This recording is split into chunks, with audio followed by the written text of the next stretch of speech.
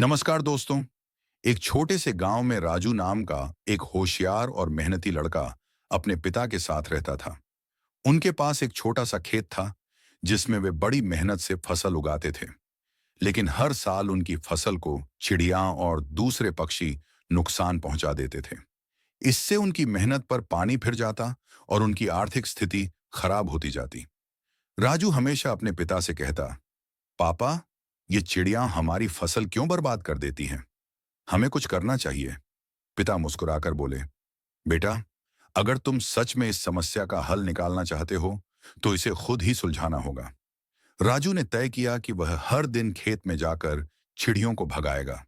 पहले दिन उसने हाथ हिलाकर और आवाज निकालकर चिड़ियों को उड़ाया, लेकिन जैसे ही वह चला जाता, चिड़ियां फिर वापस आ जाती। दूसरे दिन उसने खेत में एक पुतला बनाया जिससे चिड़ियां डर कर भाग सकें। लेकिन कुछ ही दिनों में चिड़ियों को समझ आ गया कि यह बस एक बेजान चीज है और वे फिर से खेत में आ गईं। राजू ने हार नहीं मानी। उसने रोज सुबह जल्दी उठकर खेत में जाना शुरू किया और तरह तरह के उपाय आजमाने लगा। वह दिन भर खेत में रहता और चिड़ियों को भगाता। धीरे धीरे चिड़ियों को समझ आ गया कि यह खेत अब उनके लिए सुरक्षित जगह नहीं रहा। कुछ हफ्तों बाद चिड़ियों की संख्या कम होने लगी और फसल सुरक्षित रहने लगी। यह देखकर राजू बहुत खुश हुआ। वह भागता हुआ अपने पिता के पास गया और गर्व से बोला, पापा, अब हमारी फसल सुरक्षित है। मेरी मेहनत रंग लाई।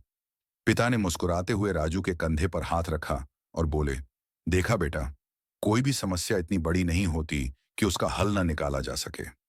अगर तुम धैर्य और मेहनत से काम करते रहो तो कोई भी मुश्किल तुम्हें रोक नहीं सकती। इस कहानी से हमें यह सीखने को मिलता है कि कोई भी समस्या तब तक नहीं सुलझती जब तक हम खुद उसका हल निकालने की कोशिश नहीं करते। सफलता उन्हीं को मिलती है जो मेहनत और धैर्य के साथ अपने लक्ष्य की ओर बढ़ते हैं।